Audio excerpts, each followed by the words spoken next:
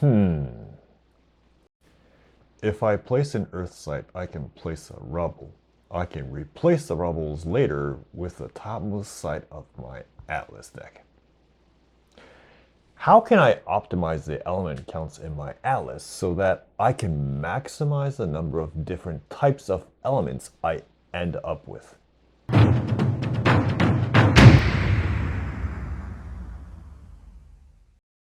Hey everyone, how's it going?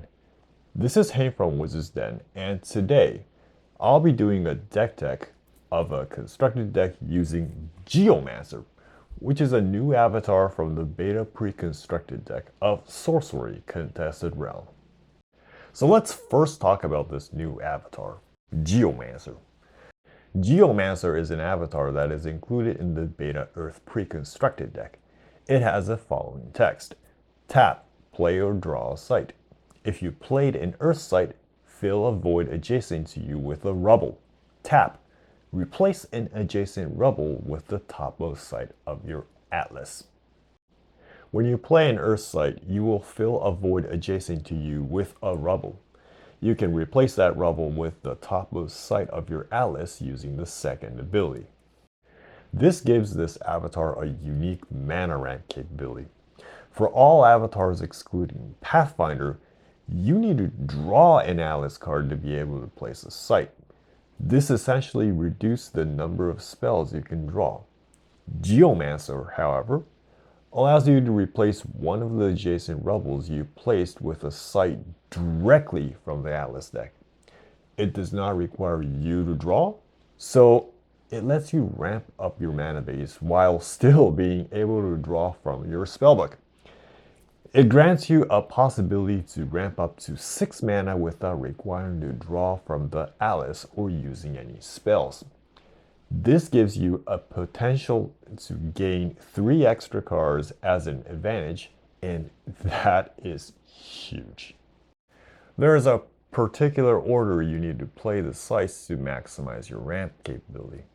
Because you can only replace rubbles that are adjacent to you, it is required to play the sites in the following order. First is to place a site under your avatar and place a rubble in front of you. The next move will involve replacing that rubble with the topmost site of your Atlas.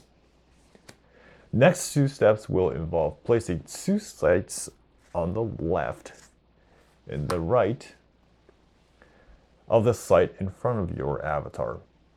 And that will result in placing 2 rubbles adjacent to your avatar.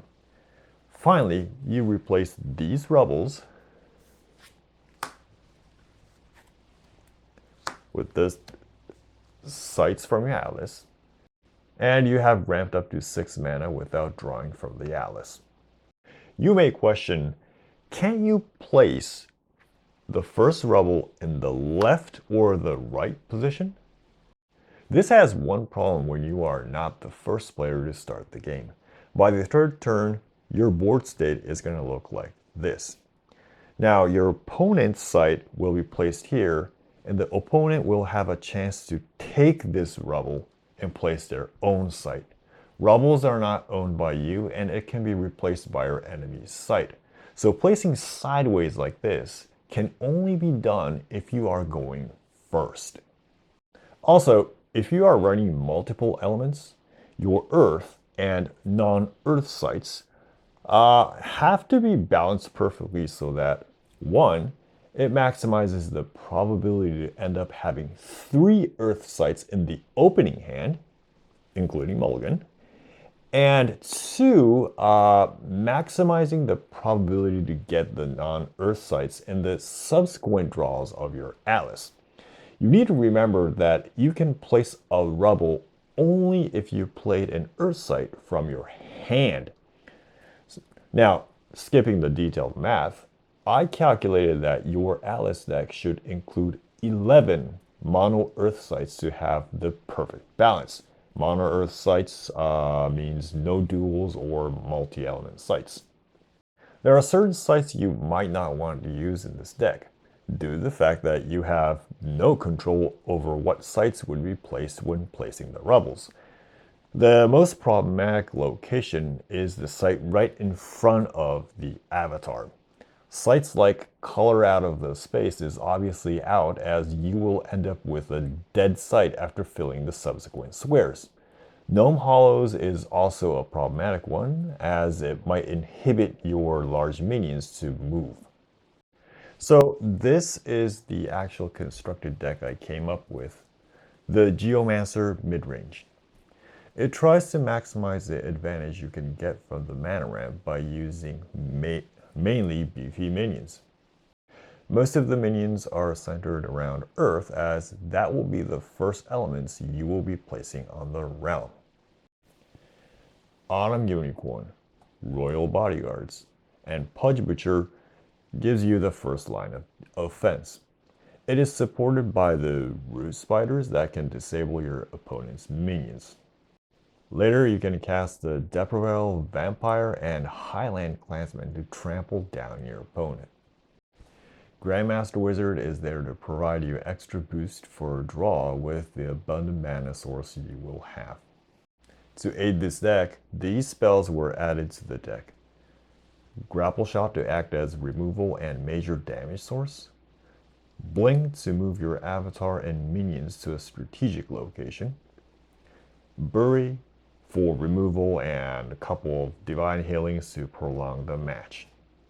It also includes a single Dispel and a Lightning Bolt to serve as special occasion removals. Common Sense is added to fetch these critical ordinary cards, and Earthquake serves as mass removals. Sites include 11 mono Earth sites, which is close to the optimum 11 sites I have calculated. Holy Ground will be a nice life healer, and Pillar of Xyris serving as a good healer and an anti-death speaker card. The Mulligan strategy is simple. For the spells, Mulligan until you get one large Earth minion. For the sites, Mulligan any non-Earth sites, as you will not be able to place a rubble with them. The deck list is provided in the video description. You might be wondering how many cards you would need to get in addition to the Earth precon you already have. Here is the total cards you would need in addition. Most of the cards are ordinary and exceptionals, and only a few elites and one unique. This is the end of this deck tech itself, but as I announced before, I'll be having a game against a constructed deck using Flame Caller made by Jesse from the Winning Agenda. The TTS match will be recorded in a separate episode, so please check out that episode too. We will have both sides recorded with commentary, so make sure to check Jesse's episodes also. If you like this video, please give it a thumbs up, and subscribe to the channel for future episodes regarding sorcery. Thanks for watching, and until next time, have a great game.